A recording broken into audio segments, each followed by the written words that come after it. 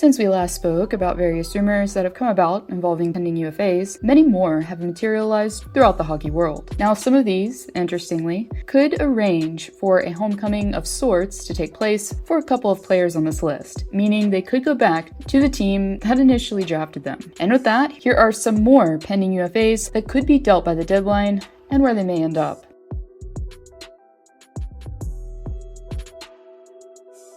Yes, speaking of homecoming, one player that has been drawing interest for weeks now on the trade market is Canucks forward JT Miller, and for good reason. Even though Vancouver had a rather rocky start to their season, Miller has been one of the consistent bright spots in the lineup, as he's currently producing at a point-per-game pace with 39 points in 39 games played. Currently sitting outside of the playoff picture looking in, many are right to speculate that Jim Rutherford and company will be listening in on potential returns for number 9. One curveball here for some interested teams, however, is that Miller does have a sliver of term left on his deal that will expire in the offseason of 2023, meaning that, unlike the rest of the names on this list, Miller won't be acquired as a rental. But with an AAV of $5.25 million, teams that are hungry for a jolt in their top 6 will at least entertain the idea of taking his contract on. And one of those teams that's looking to address an offensive need with Miller is the New York Rangers. According to NHL insider Frank Saravelli, the Blue Shirts have been looking to bring Miller back to the Big Apple. After the rise of Igor Shesterkin in net, the acquisition of Artemi Panarin, and previous Calder winner Adam Fox emerging on the back end, the Rangers still have the glaring need at center to address, and the cap space to do so. They also have a slew of prospects to offer up, their first-round pick for 2022, and a pair of second-round picks for the same draft. Even though there has to be other teams interested,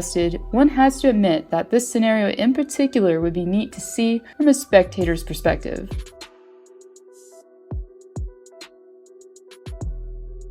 And yet another team that's in a similar situation as Vancouver is the Dallas Stars. After making the 2020 Stanley Cup Finals in the bubble, the Stars haven't been the same, with names such as John Klingberg, Joe Pavelski, Alexander Radulov, and lastly Braden Holtby to hit free agency this offseason. It's looking pretty likely that Jim Nill will be looking to shake things up. The goalie situation for Dallas has been an interesting one to say the least. First, they began the season with 3 serviceable goalies, with Ben Bishop also on the LTIR. Then, after the hockey world witnessed Bishop formally calling it quits, the speculation began to mount as to who will be staying between the pipes for Dallas. Now, obviously, we know that Jake Ottinger is the untouchable here. At 23 years of age, and still on his entry-level deal, the Stars are going to likely mold him into their future starter.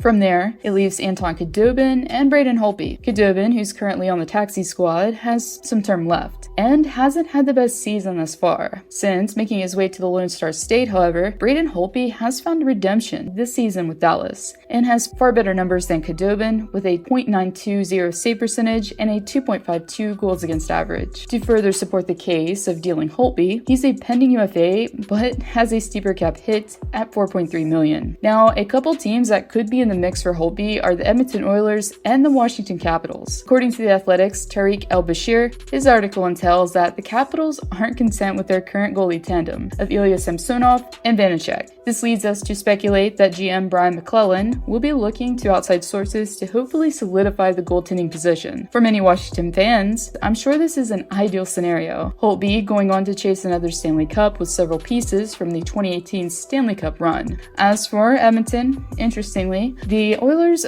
according to insider Pierre LeBrun, I'll link the article below, were initially interested in Holtby before he signed with Vancouver. I think anyone that is a casual NHL consumer knows fair and well that Edmonton desperately needs a goalie. If the Stars aren't able to catch up and make the postseason, we could very well be seeing Holtby shipped out of Dallas before long.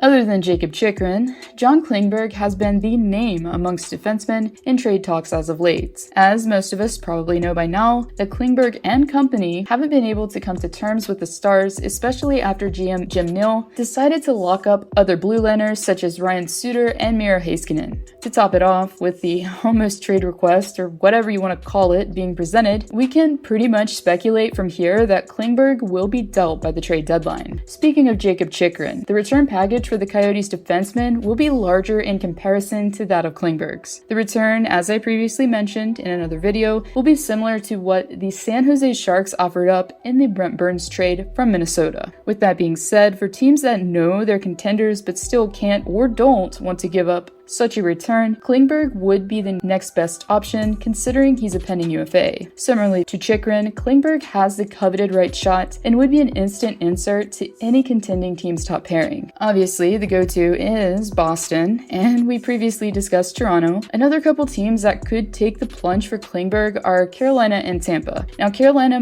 may sound kind of puzzling, but according to Sportsnet's Jeff Merrick, Carolina inquired about Klingberg's services months back in November. After parting ways with Dougie Hamilton, the team brought in Ethan Bear and Tony DeAngelo for reinforcements. Obviously, considering where they are in the standings, they've helped fill the void left by Hamilton. But knowing how experienced Klingberg is in the postseason with over 50 playoff games under his belt, it would make sense to bring him in for a deep postseason run. Sliding him in on the second pairing, hypothetically, next to Brady Shea, would be ideal for Rod Brind'Amour and company. As for Tampa, well, the Lightning have been, for the past couple deadlines, pretty active. For the past 2 trade deadlines in a row, they've traded away at least a first-round pick in each for pieces such as David Savard, Blake Coleman, and Barclay Goodrow. Therefore, with 3-peat aspirations, it's not a far stretch to think that Julien Brisebois won't be attempting it again. Having Klingberg on the top pairing with fellow Swede Victor Hedman, for instance, wouldn't be such a bad look, at least if you're a Tampa fan anyways.